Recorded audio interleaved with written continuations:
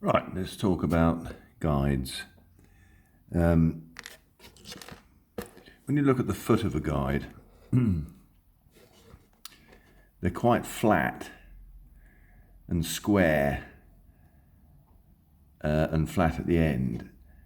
And ideally, we need that to be reshaped because at the moment it sits on the blank and you can see that the profile, the taper at the end of the foot here isn't actually tapered down onto the blank, which means when you come to wrap your thread, the thread will have to jump up onto that part, which is pretty hopeless. So you'll need to find a way of filing it down. Now you can either use a metal nail file or, even better, a Dremel or a mini grinder or something. Here's a black guide I did, and I used a metal file on the right foot. It took a bit of time, and I didn't really get the right finish. And frankly, I'm not used to doing it because I've never done it.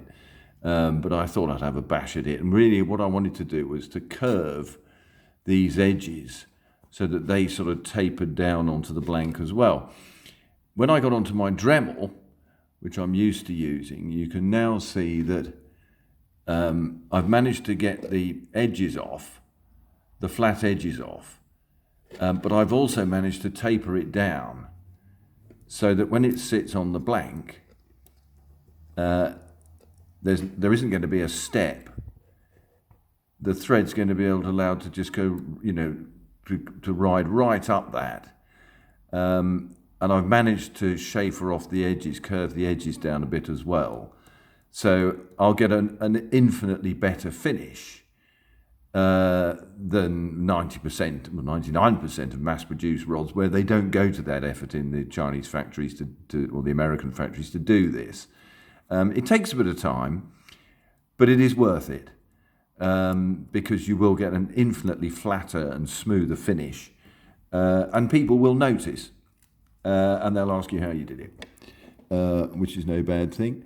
So when we come to putting this guide on, I'm just going to hold it in place with a little strip of masking tape. I do have, if you're working with single leg guides, which I prefer to work to unless they're big game fly rods, I do have some video footage of how to attach a single foot guide using dental tape. Masking tape is fine, or in fact, you can use a clothes peg. I was going to demonstrate it, but I couldn't find a clothes peg.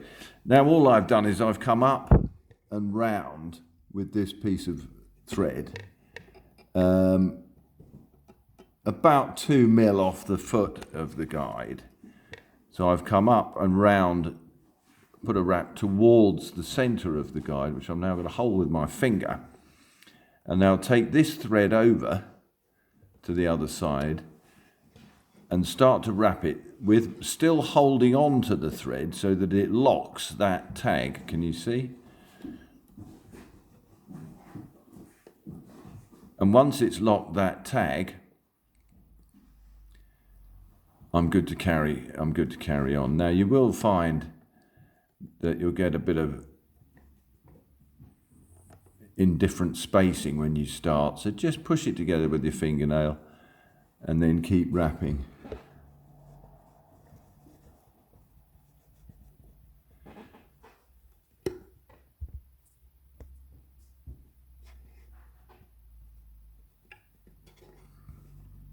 And once I get onto that foot, you can see how easy it is for the thread to glide up that foot because I've chamfered it right down, and now I'm pretty much where I want to be. I'm going to cut that tag and then continue the wrap, which will go over it. At that point, I'm now going to put in a loop of thread. Normally, most people use thread. I don't. I use 4-pound monofilament. I'm just going to go up there a little bit more and get my 4-pound mono.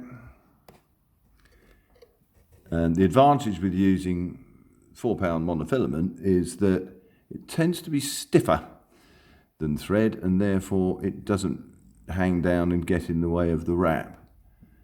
Would have helped if I put my glasses on before I started to do this, but there we go. I've done it a lot, so I should be able to remember by muscle memory. There we are. So now I've got my loop in, and I'm just going to continue along to the end of the foot, or the start of the foot, whichever way you look at it, compressing those threads together as they do get slightly wider, which they have done in this case, largely because I'm blind, and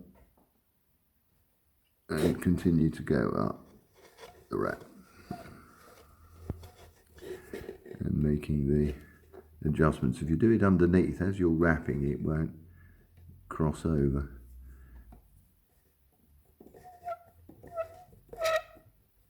And once I'm at that point, I secure it with my finger, loosen the thread, because that way you'll get a nice clean cut when you come to work with the next part. It'll be easier. Tuck that tag through the loop and then pull it just tight enough so that it locks the thread like that, just into the first couple of threads.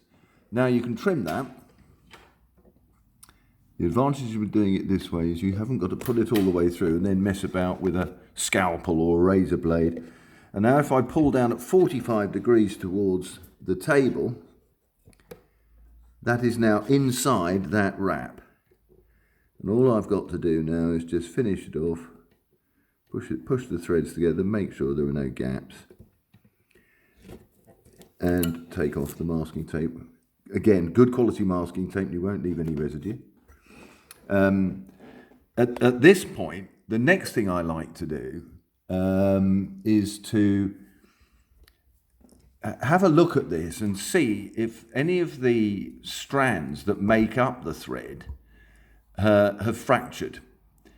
It's very difficult to see with the naked eye, but when you start varnish, you'll notice that there are all these stumps sticking up and you can't work out why, and that's what it is. In order to rectify that, I take a lighter and just lick the thread and burn off any loose fuzzies that might have adhered to it, and then I'm good to go. Obviously now you do the whole thing backwards, starting at this end, going up to secure that other foot.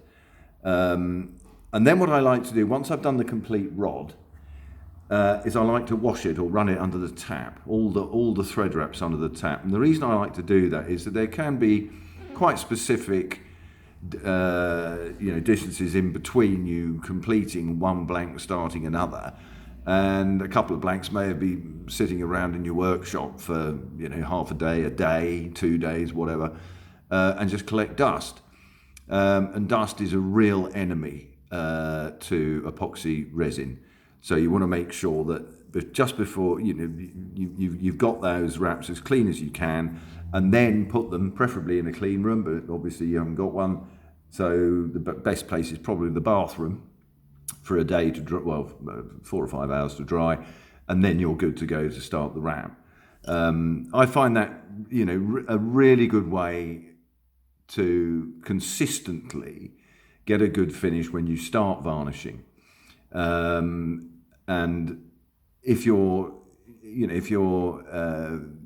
just a bit sensitive to the fact that this takes a bit of time to get right, you won't get it right on the first attempt, but as you go up the rod, you'll suddenly realise that you're pretty well good at it, and then you'll only get better. Anyway, so that concludes that part of the process.